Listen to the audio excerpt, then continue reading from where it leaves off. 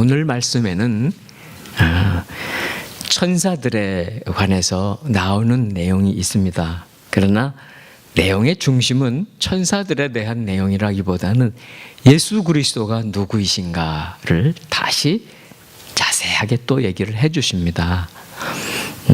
우리가 히브리서를 시작해서 두 번째 시간인데 예수 그리스도가 누구이신가, 예수 그리스도가 참으로 우리가 믿을 만한 분이신가, 우리의 믿음의 핵심인가를 다시 생각하는 그런 말씀들이 계속됩니다. 물론 말씀이 조금 어렵지요. 그렇지만 이 말씀 속에서 우리가 참 우리 마음의 중심으로 모셔야 될 분, 예수 그리스도 그분이 조금 더 많이 알아지고 내가 그분에게 조금 더 알면 알수록 더 가까이 갈 수 있는 그 분이시라고 하는 것을 생각하면서 오늘 말씀을 나눴으면 좋겠습니다. 오늘 제목은 바로 천사보다 크신 분이죠. 천사. 성경에는요, 천사가 무척 많이 나옵니다. 물론 우리 한국 분들은, 우리 한국 성도님들은 천사에 대해서 이렇게 특별하게 많이 이렇게 생각하거나 그러지는 않습니다. 그것도 우리 문화의 영향인 것 같아요. 그러나 분명한 것은 성경의 천사, 바로 하나님의 메신저잖아요. 메신저가 구약에도 수도 없이 나오고 신약에도 참 많이 나와요. 그렇다고 한다면 이 천사는 성경에만 나오고 우리들하고는 상관이 없을까요? 상관이 있습니다. 다만 우리가 모르고 지나가는 것뿐입니다. 천사는 하나님의 부리는 영이거든요.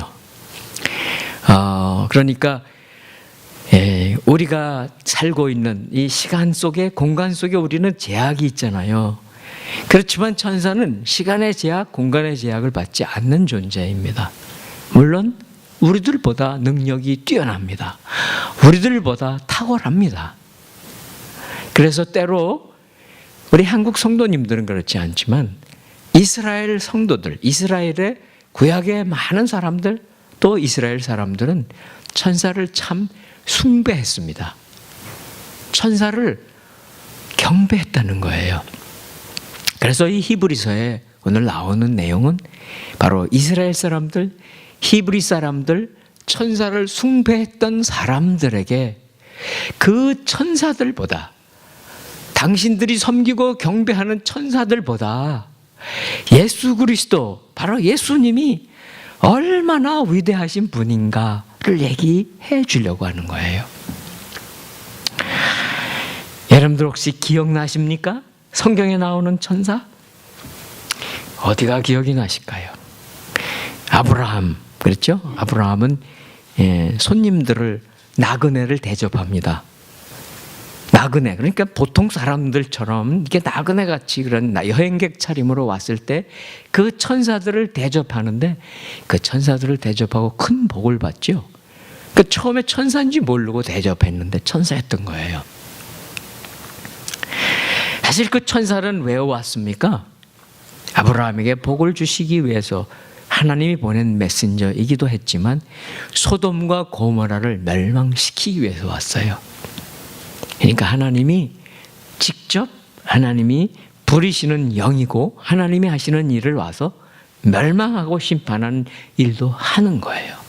그러한 존재라고요. 또 생각나십니까? 구약에 다니엘을 병사들이 사자굴에다 집어넣습니다. 분명히 사자의 밥이 돼야 돼요. 여러 마리의 사자가 있는 사자굴에 다니엘을 집어넣는데 사자들이 어떻게 됩니까? 꼼짝을 못하죠. 잡아먹지도 못하고 다가오지도 아니하고 그 일을 한 존재가 있습니다. 바로 천사가 그렇게 한 것입니다. 구약에만 있습니까? 하나님께서 이 땅에 육신으로 오신 예수 그리스도, 그분도 천사에 대해서 말씀을 하세요. 이렇게 마태복음 18장에 나옵니다. 삼가 이 소자 중에 하나도 업신여기지 말라. 업신여기지 말라. 너희에게 말하노니 저희 천사들이 하늘에서 하늘에 계신 내 아버지의 얼굴을 항상 배옵느니라. 예수님이 하시는 말씀인데, 이 땅에 연약한 사람들, 때로는 가난한 사람들, 어린아이들, 때로는 참 버림받은 그러한 영혼이라 할지라도 그 영혼을 지키고 있는 천사가 있다는 거예요. 그리고 천사는 항상 하나님을 뵙고 계시다는 거예요. 사랑하는 성도 여러분, 여러분을 지키고 계시는 천사가 있음을 믿으시기 바랍니다. 아니, 천사를 믿으라는 게 아니라 하나님은 그러한 천사를 저와 여러분에게 붙여주셨다는 것을 믿으셔야 해요.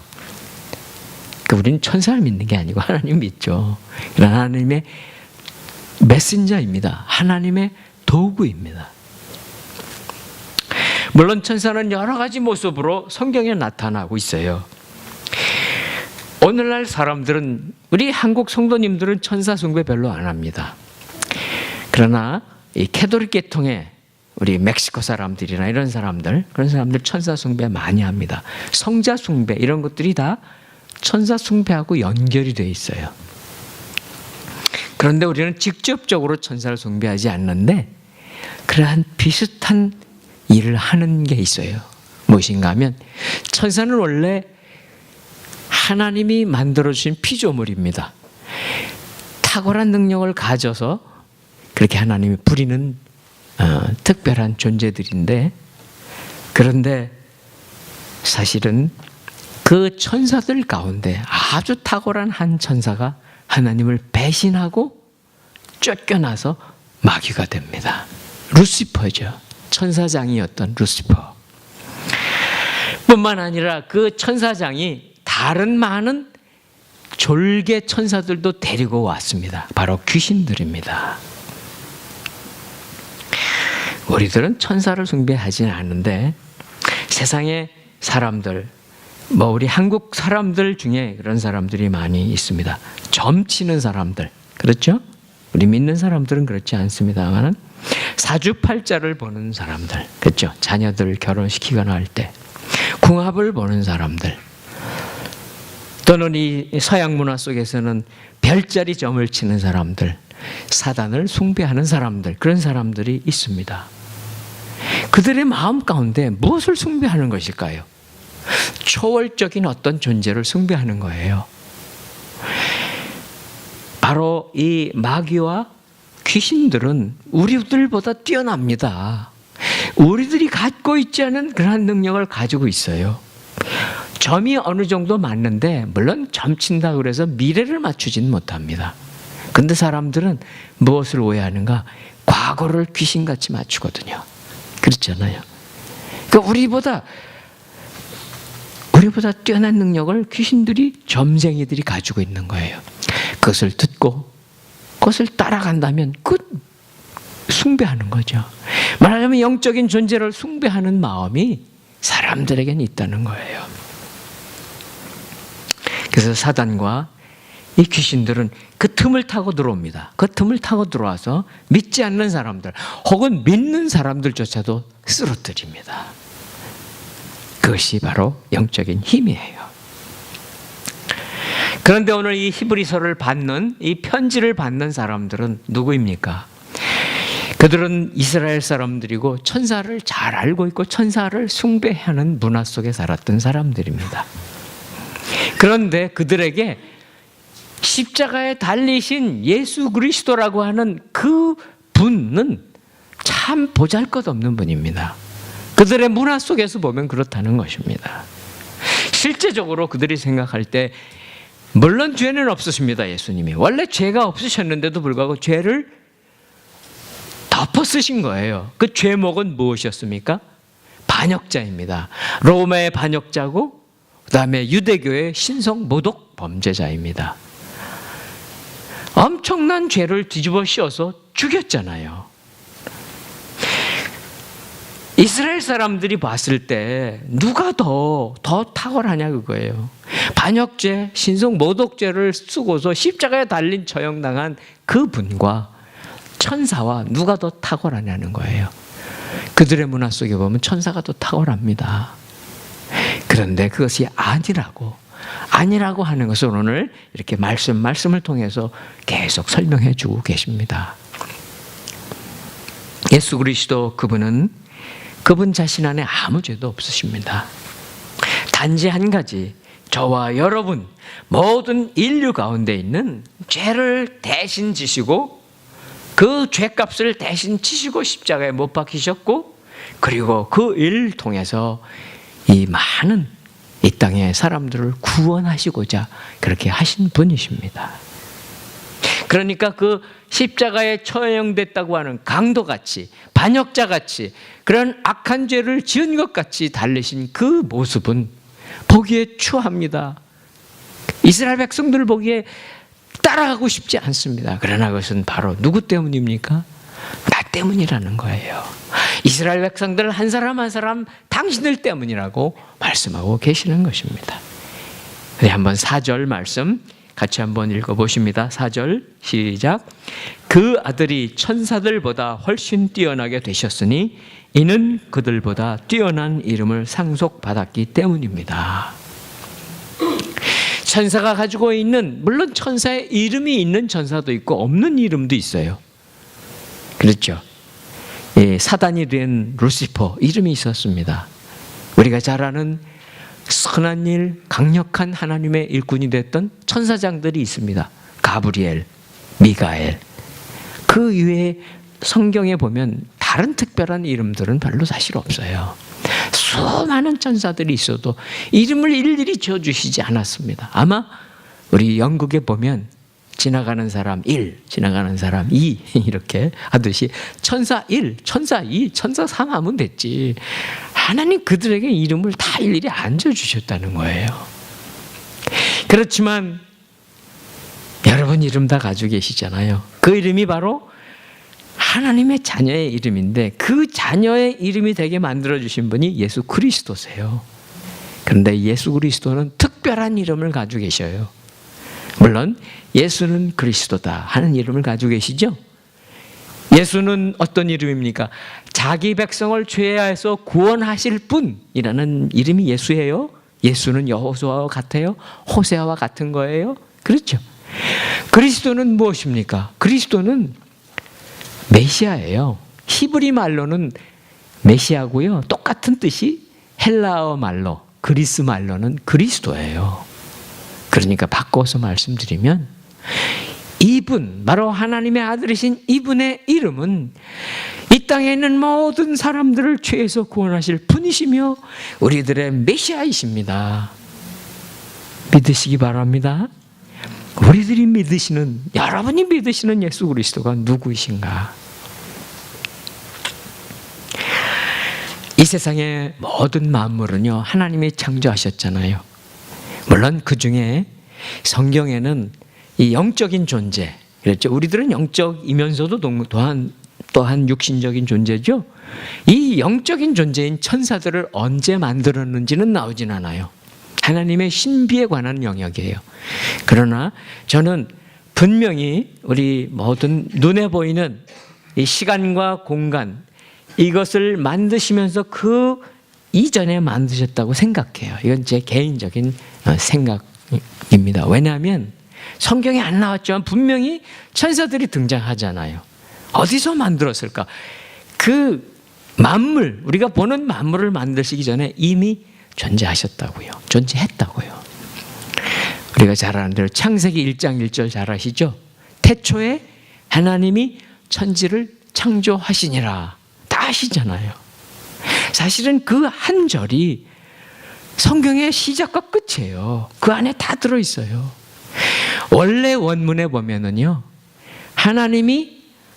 태초에 하나님이 하늘들과 땅을 창조하셨느니라 그렇게 되어 있어요. 하늘들과 땅을. 도대체 하늘이 몇 개기에 하늘들이라고 하셨을까요? 바로 하나님은 그 하늘들과 땅, 창조하셨습니다 해서 만물을 다 창조하신 거고요. 2절서부터 설명하는 거예요. 어떻게 창조하셨는가 설명하시는 거예요. 바로 하나님은 하늘들을 창조하셨습니다. 물론 이 하늘들이라고 하는 것은 이스라엘 사람들의 관념 속에 있는 개념인데 우리들도 생각할 수 있어요. 보세요. 여러분, 우리가 살아있는 곳은 땅이죠. 우리가 이렇게 바라보는 새가 날고 비행기가 날고 있는 곳은 하늘이잖아요. 그렇죠? 그런데 그보다 더 높은 하늘이 있어요. 어느 하늘이 있죠? 별이 떠 있는 하늘. 그렇죠? 별이 떠 있는 하늘. 두 번째 하늘이에요. 그런데 그거보다 더 높은 하늘이 있다고 이스라엘 사람들이 생각했다고요. 그것이 3층 천입니다. 세 번째 하늘. 바로 영적인 존재들이 있는 그 하늘이라고 생각하는 거예요. 그렇다면 하나님이 모든 것을 창조를 다 하신 거예요. 천사를 포함해서. 그래서 우리가 이렇게 예수님이 이 땅에 계셨던 2000년 전에 바로 우리 신약이 시작되었고 예수님이 이 땅을 떠나신 다음에 바로 신약의 교회가 시작이 됐잖아요. 그랬는데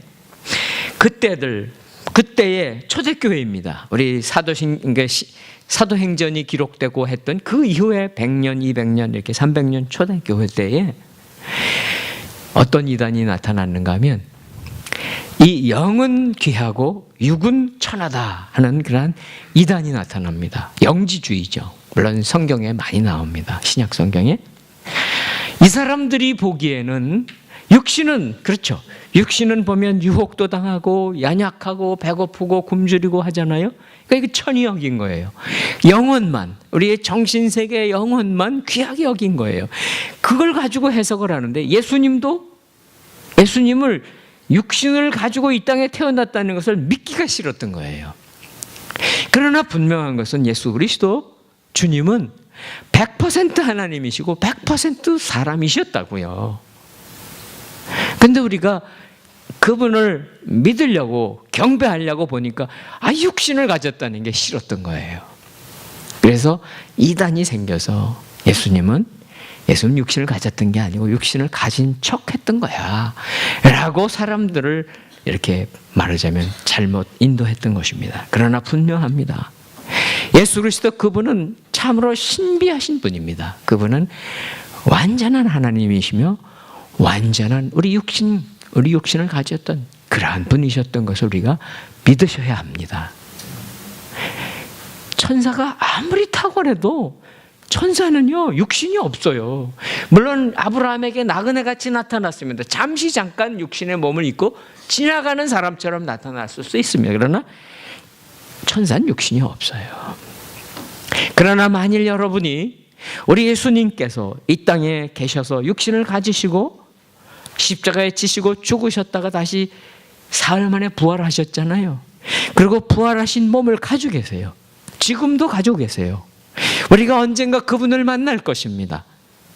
그러면요, 우리는 무엇을 가지고 만날까요? 우리도 육신을 가지고 부활했지만 부활한 신비한 몸으로 우린 주님을 만날 거예요. 왜냐고요? 주님은 육신을 가지고 계세요. 우리는 가끔 주님이 그려져 있는 그림, 그렇죠? 예수님의 초상이 집에도 있고 사진처럼 붙여 있는 데도 있죠? 사실은 그 그림이 아니거든요. 다른 그림입니다. 어떻게 생겼는지 성경에 안 나와 있어요.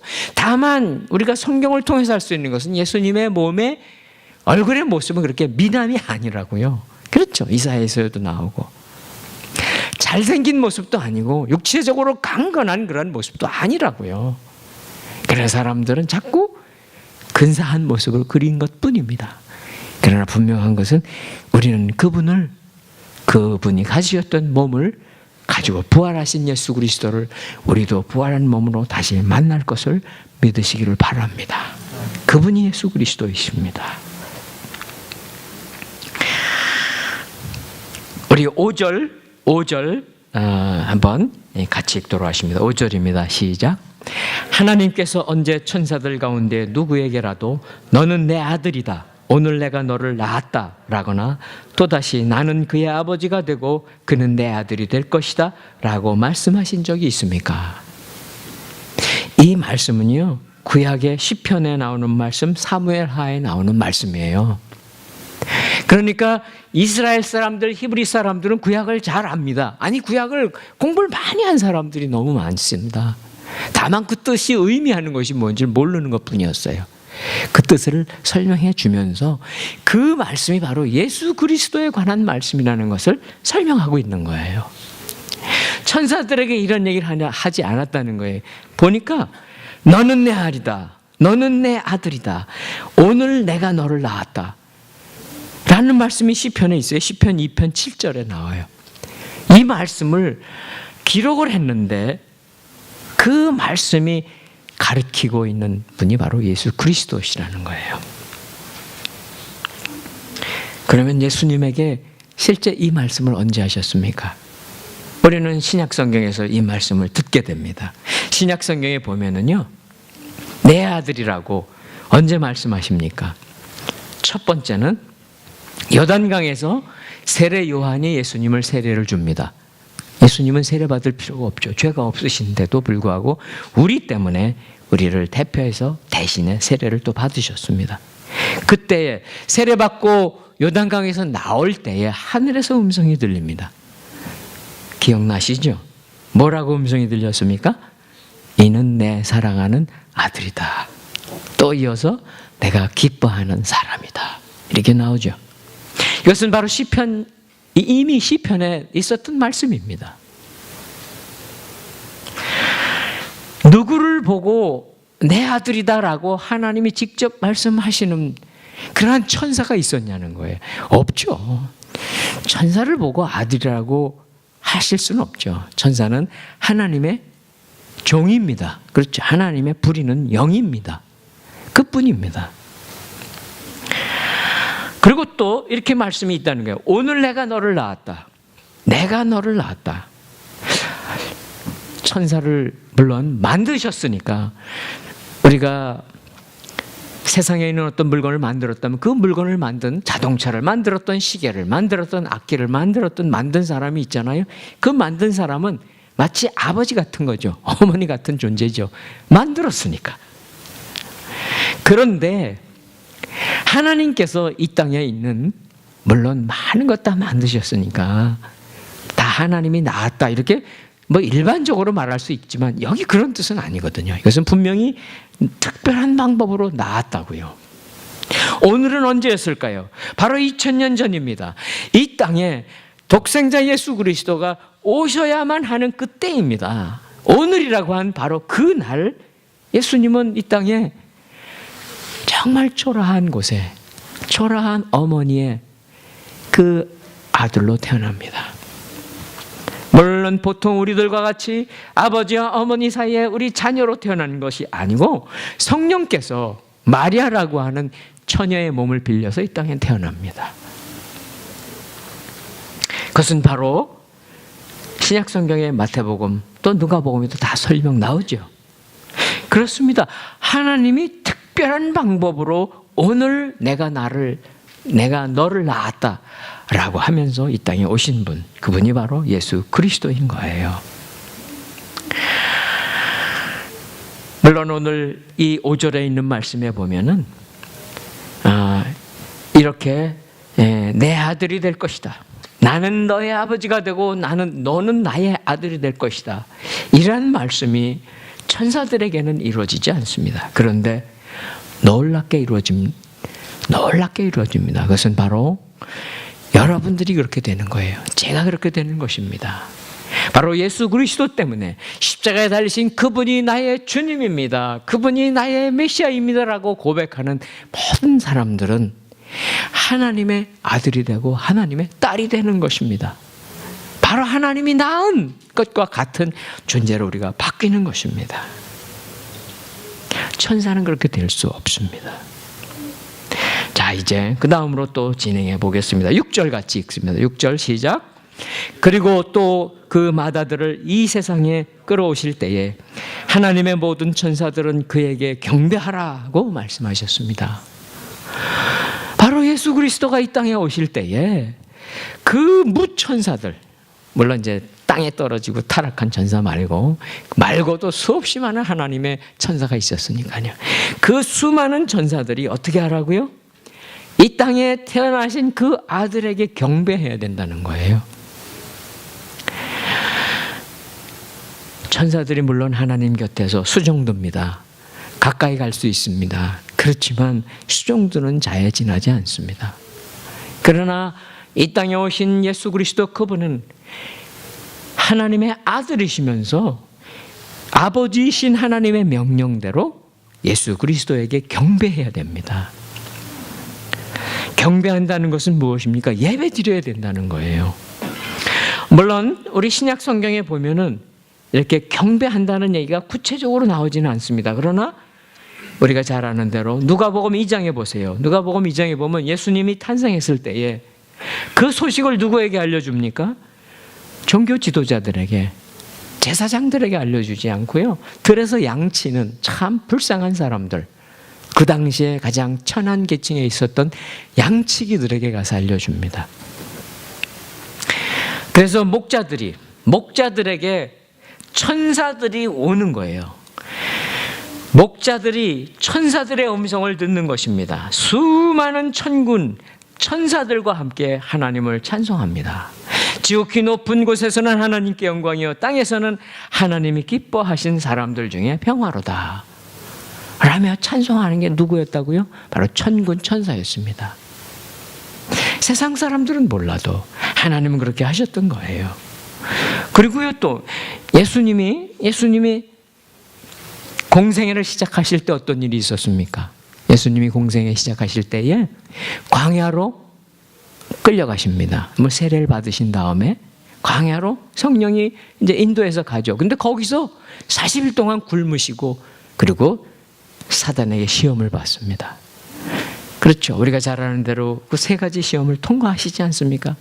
사실 먹지도 못하시고 마시지도 못하고 그 피곤한 몸으로 힘드셨을 때에 성경은 이렇게 기록하고 있습니다. 마태복음 4장에 보면 이렇게 나와요. 이에 마귀는 예수를 떠나고 천사들이 나와서 수종드니라 라고 나옵니다. 그렇죠?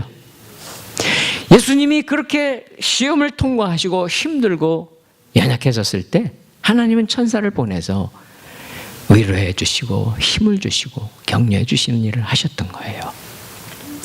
예수님만 그러실까요? 사랑하는 여러분에게도 우리 한 분 한 분에게도 하나님께서 지금이라도 나의 어려운 상황 가운데 정말 힘든 이 환난 풍파로문을 지켜주시는 것을 믿음으로 바라보시기를 바랍니다. 뿐만 아닙니다. 예수님이 마지막에 붙잡히시죠. 예수님이 붙잡히실 때는 겟세마네 동산에서 이 십자가를 져야 되나 말아야 되나. 사실 인간이기 때문에 그래요. 육신을 가지고 계신 분이시기 때문에 그분도 너무 싫었던 거예요. 힘들었던 거예요. 그 고통을 통과해야 한다는 것이. 그렇게 기도하고 나서 제자들에게 이제 가자. 됐다 이제 가자. 그러고 갑니다. 어디로 가는 거예요? 잡히러 가지 않습니까? 제사장, 대제사장들이 보낸 병사들이 와서 이제 잡으러 왔습니다. 망치와 무기들을 들고 잡아왔습니다. 그때에 베드로가 이제 자기가 품에 품었던 작은 칼을 꺼내서 그 대제사장의 종의 귀를 자르죠.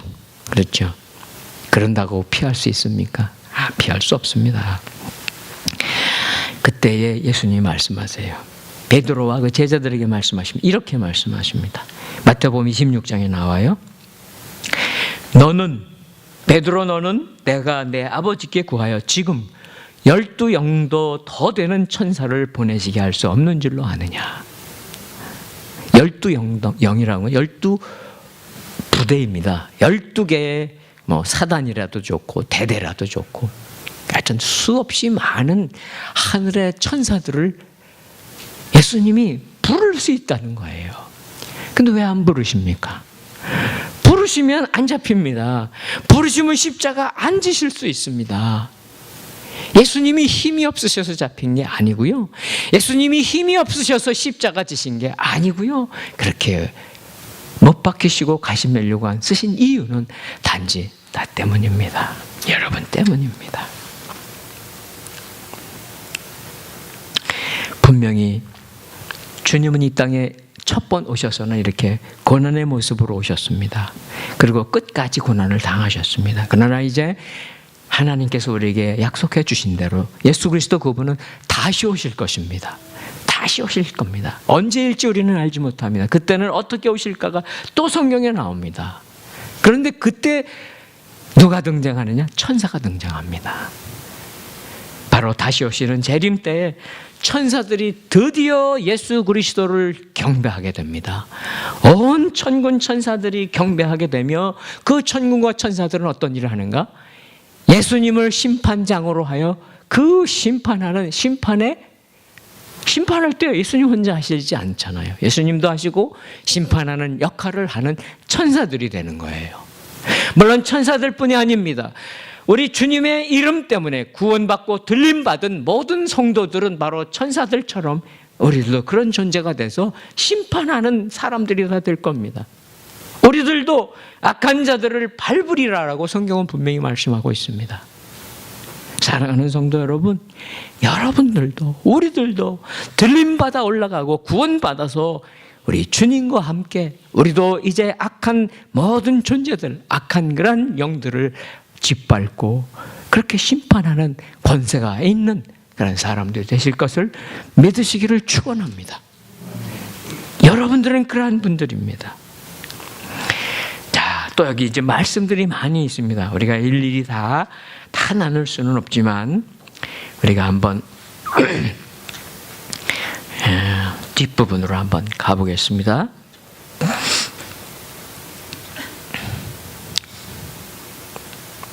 10절 가보시기 바랍니다. 10절, 11절, 12절, 세 절인데 좀 길죠. 그러나 한번 같이 읽도록 하십니다. 10절, 11절, 12절 시작.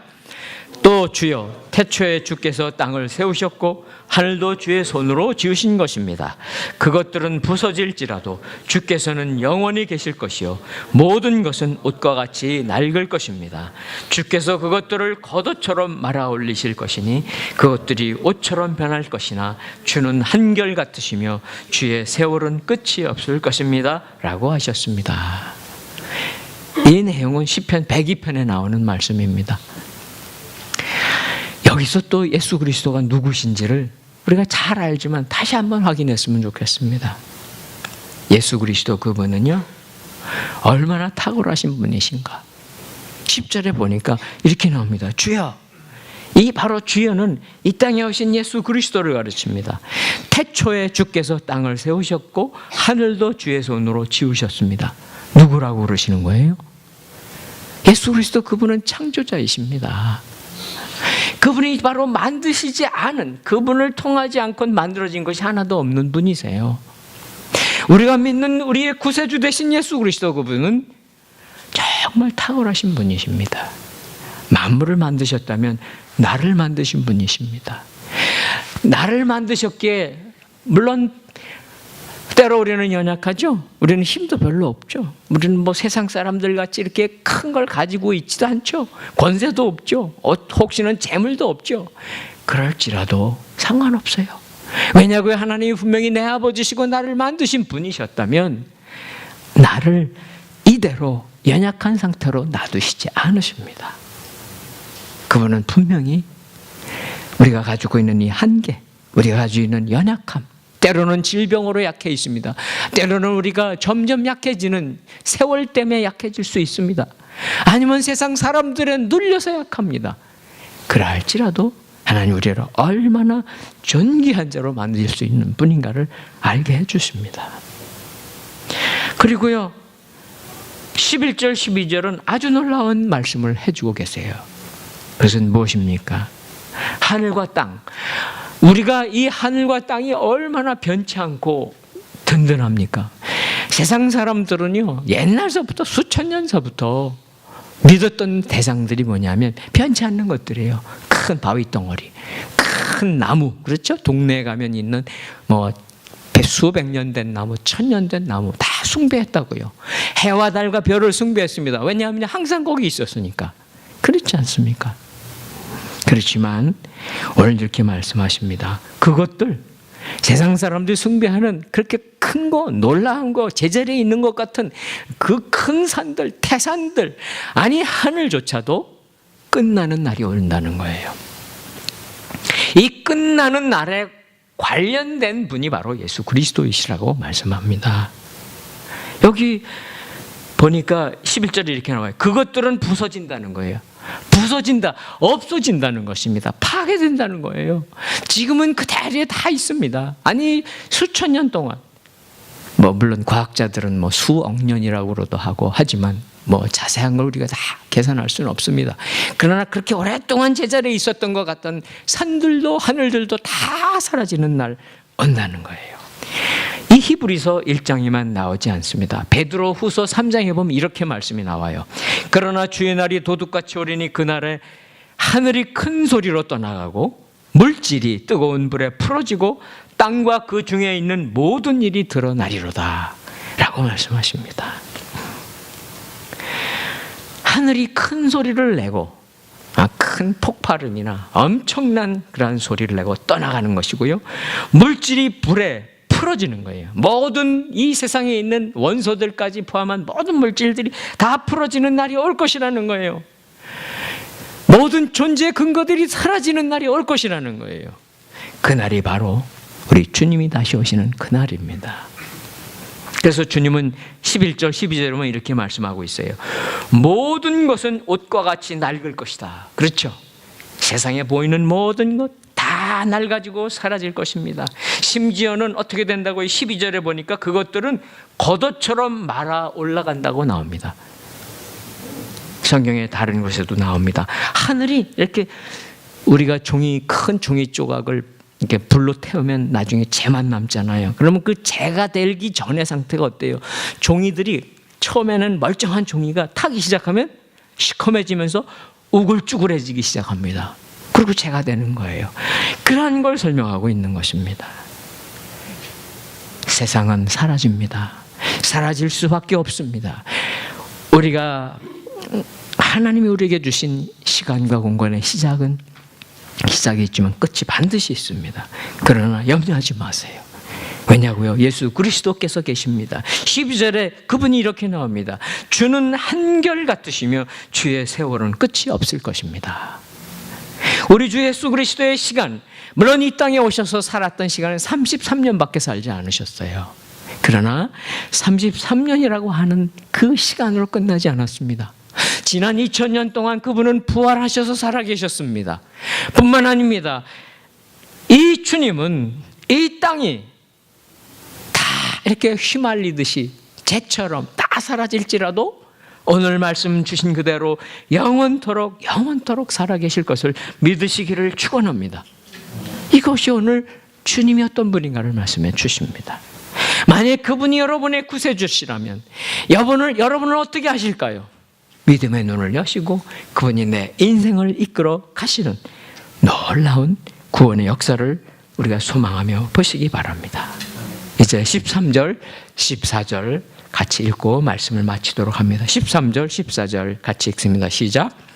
그러나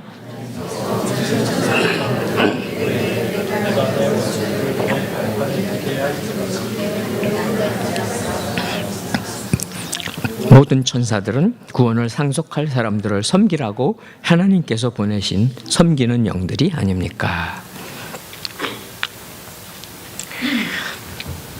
우리 주님은 하나님의 아들로서 이 땅에 오셔서 육신을 가지고 사셨죠.